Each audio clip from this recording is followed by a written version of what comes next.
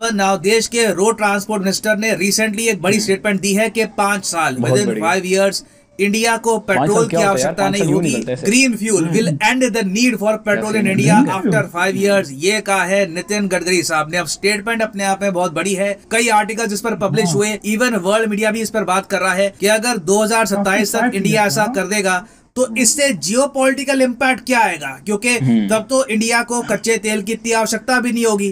तब Saudi Arabia, UAE, even मैं कहूंगा रशिया, इन सब कंट्रीज पर इंडिया की जो डिपेंडेंस कम हो जाएगी। तब एक तो एक नया इंडिया इमर्ज होगा, वो कैसा होगा। तो इस पर अभी काफी डिबेट चल रहा है। तो इस वीडियो में हम बात करेंगे कि क्या ये जेन्युइनली पॉसिबल है कि 2027 तक देश में पेट्रोल की आवश्यकता ना हो, पेट्रोल व्हीकल्स विल वैनिश होता है गायब हो जाना, क्या ये लिटरली गायब हो सकती है भारत से विद इन 5 इयर्स। और कई तो देखो आर्टिकल ये भी क्लेम कर रहे हैं कि देश में पेट्रोल बैन हो जाएगा। अभी तक बैन वाली कोई बात कंफर्म नहीं हुई है। यही बात है कि हम इतने ऑल्टरनेटिव्स ले आएंगे कि लोग खुद ही पेट्रोल इतना यूज नहीं किया करेंगे। और इसका मेन रीजन आप लोग समझ सकते हैं क्या होगा। एक तो एनवायरमेंट, दूसरा कॉस्ट।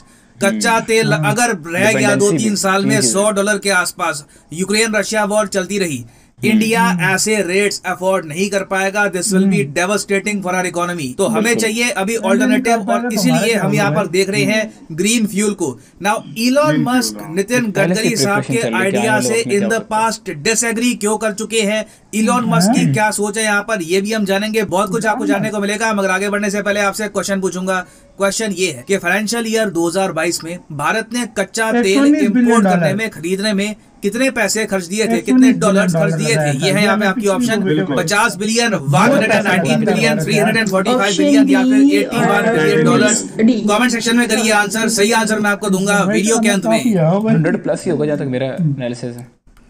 ना पेट्रोल के रेट्स अगर आप आज के समय देखो तो पूरे देश में ऑन एन एवरेज आराम से आपको 100 रुपए के आसपास पेट्रोल मिल जाएगा। हो सकता है कि कुछ स्टेट्स में आपको रेट कम मिले। फॉर एग्जांपल उत्तर प्रदेश, उत्तराखंड में आप देखोगे तो रेट आपको कम मिलेंगे, बाकी जगह रेट ज्यादा है। तो इस सब की वजह से देखो बहुत प्रॉब्लम आती है, आम इंसान की जेब पर बोझ पड़ता है। उसके अलावा क्या है कि ट्रांसपोर्ट भी मुश्किल से होता है, हर चीज के रेट बढ़ जाते हैं क्योंकि इन्फ्लेशन फ्यूल के प्राइसेस से डायरेक्टली लिंक होता है। इस सब के अलावा आप देखो बहुत बड़ी प्रॉब्लम ये भी है कि पेट्रोल हम बनाते किससे हैं, कच्चे तेल से। अब कच्चा तेल किससे हम ले रहे हैं, उसमें भी जियोपॉलिटिक्स होती है। रिसेंटली हमारे विदेश मंत्री को यूरोपियंस को यह जवाब देना पड़ा कि अच्छा अगर हम लोग रशिया से तेल परचेज करते हैं तो हम वॉर को फंड कर रहे हैं, क्या तुम लोग इतने बड़े स्केल पर जो परचेज करते हो नेचुरल गैस और कोल और क्रूड ऑयल, उसमें वॉर को फंड नहीं किया जा रहा। तो हर तरफ से आप अगर देखें तो इंडिया के लिए एक जियोपॉलिटिकल ड्रीम होगा अगर हम कच्चे तेल पर निर्भरता खत्म कर दे। India will become a much strong country if that happens. और इसलिए नितिन गडकरी साहब ने रिसेंटली ये कहा है कि ग्रीन फ्यूल, अब ग्रीन फ्यूल की ये बात करते हैं तो यहाँ पर ये प्राइमरली फोकस कर रहे हैं एथेनॉल ब्लेंडिंग पर। अभी ऑलरेडी आपको पता होगा कि देश में एथेनॉल ब्लेंडिंग बड़े स्केल पर चल रही है। उसके अलावा यहाँ पर ये मेंशन कर रहे हैं सीएनजी का, और सबसे ज्यादा इंपॉर्टेंस यहाँ पर दी गई है ग्रीन हाइड्रोजन पर। कि ग्रीन हाइड्रोजन एक बार इसको हमने यूज करना स्टार्ट कर दिया ना, गेम चेंजर है। ऑलरेडी आपने देखा होगा हमारे देश में Adani, Reliance, various companies green hydrogen पर पैसा इन्वेस्ट कर रही हैं। और उम्मीद ये है कि ये बनेगा फ्यूल ऑफ द फ्यूचर, ये दिलवाएगा इंडिया को आर्थिक आजादी। ना सिर्फ Nitin Gadkari, Ambani, Adani, even Bill Gates का भी ये मानना है कि in the future green hydrogen से काफी तरक्की हो जाएगी। मगर एक इनोवेटर है, एक आप कह लीजिए आज के समय एक बहुत ही फेमस व्यक्ति हैं इलॉन मस्क। ये बहुत ज्यादा अगेंस्ट हैं ग्रीन हाइड्रोजन के। ये एक्चुअली बिल गेट्स का मजाक भी उड़ा चुके हैं ओपनली मीडिया के सामने ग्रीन हाइड्रोजन टेक्नोलॉजी को लेकर। इनके हिसाब से ग्रीन हाइड्रोजन एक खराब आइडिया है, ये कभी भी चलने नहीं वाला। और कई बार तो मैंने ट्विटर पे भी देखा है कि कोई अगर लिख देता है कि ग्रीन हाइड्रोजन के बारे में तो सीधा इलॉन मस्क उसके नीचे हंस देते हैं। और लिटरली इलॉन मस्क ये भी कह चुके हैं कि हाइड्रोजन को एनर्जी की तरह यूज करना इट इज द मोस्ट डम थिंग, सबसे ज्यादा खराब आइडिया। हालांकि मैं यहाँ पर ये ऐड कर दूं, इलॉन मस्क ऑब्वियसली बात है one of the richest people in the world, एक बहुत बड़े इनोवेटर है। जब ये कुछ बोलते हैं तो दुनिया सुनती है। मगर मुझे ये भी यहाँ पर ऐड करना पड़ेगा कि ग्रीन हाइड्रोजन एक ऐसी टेक्नोलॉजी है जो इलॉन मस्क की कंपनी टेस्ला, इसका जो बिजनेस है ये भी बुरी तरीके से इम्पैक्ट कर सकती है।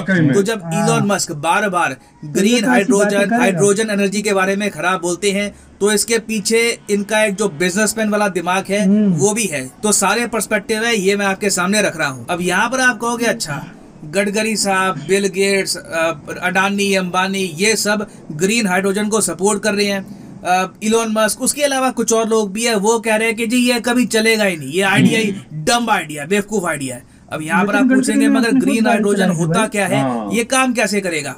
देखिए हाइड्रोजन आपको पता होगा सिंपलेस्ट और one of the smallest element आपको मिलेगा पीरियोडिक टेबल में हीलियम के साथ, और हाइड्रोजन को हम एक फ्यूल की तरह यूज कर सकते हैं। इसके बारे में हमको काफी दशकों से जानकारी थी, मगर क्वेश्चन यहाँ पर यह था कि हाइड्रोजन प्राप्त कैसे करें, आएगा कहाँ से हाइड्रोजन? अब इसके आंसर में काफी लोगों ने कहा कि पानी, आई मीन लिटरली H2O, पानी में आपको ऑक्सीजन मिलेगा, उसके अलावा हाइड्रोजन मिलेगा।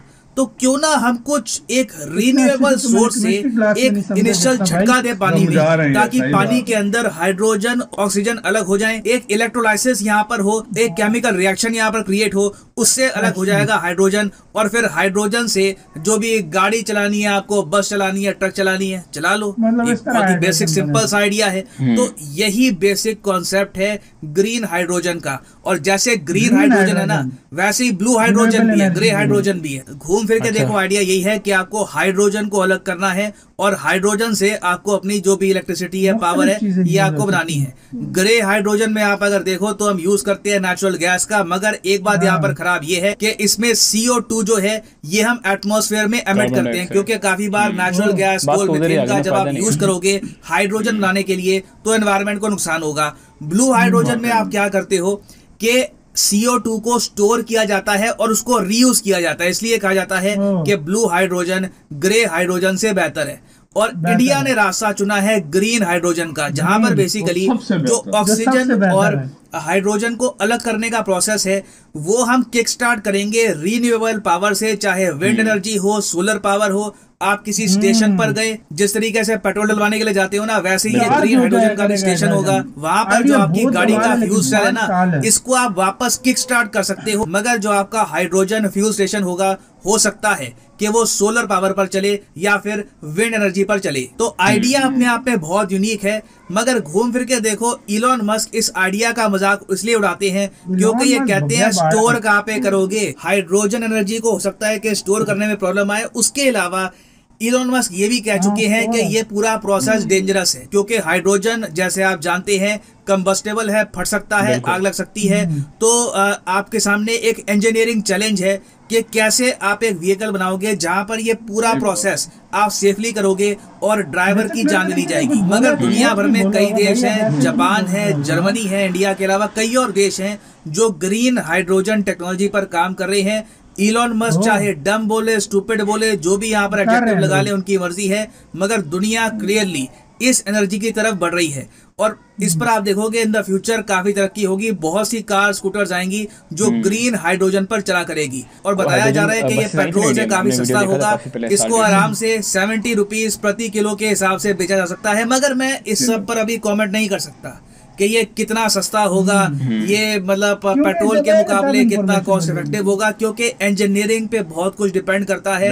आप कौन सा व्हीकल परचेज करते हो, आपका व्हीकल बनाया किसने है, टाटा ने, हुंडई ने, it depends on a lot of factors. तो गडकरी साहब ने जो कहा है ये ऐसा नहीं है कि कोई पाइप ड्रीम है। हमारे देश में ऑलरेडी आपने देखा होगा एक नेशनल हाइड्रोजन मिशन भी स्टार्ट हो चुका है, जिसके अंडर बहुत सा काम हुआ है। नीति आयोग ने रिसेंटली कहा है कि 10 स्टेप्स हम उठा सकते हैं to make India a global green hydrogen power. इनमें से एक स्टेप इन्होंने यहाँ पर यह भी कहा है कि हमको पार्टनरशिप बनानी होगी, गवर्नमेंट टू गवर्नमेंट पार्टनरशिप बनानी होगी, जापान के साथ, साउथ कोरिया के साथ, जर्मनी के साथ। तो पोटेंशियल यहाँ पर बहुत ज़्यादा है, this can be game changing. और मैं आपको ये बता दूं, देखो necessity is the mother of all innovation. काफ़ी बार देखा गया इतिहास में कि जब इन्वेंशन होती है, जब नए आइडियाज़ क्रिएट होते हैं ना, तो उसके पीछे जो मेन कारण है वो होता है नीड, नेसेसिटी, के चाहिए कुछ ना कुछ, यहाँ पे आपको ऑप्शन चाहिए। तो हम इस स्थिति में आ चुके हैं, कच्चे तेल के दाम जो पहुँच गए हैं, it will hurt India badly. तो कहीं ना कहीं हमको इनोवेशन करके, नए आइडियाज क्रिएट करके एक नया रास्ता बनाना होगा। नाउ अब वापस आते हैं अपने क्वेश्चन की तरफ के फाइनेंशियल ईयर 2022 में पॉज करके इंडिया ने कितना पैसा खर्चा था कच्चे तेल को परचेज करने में। तो ये है यहाँ पे आपकी ऑप्शन। सही उत्तर यहाँ पे है ऑप्शन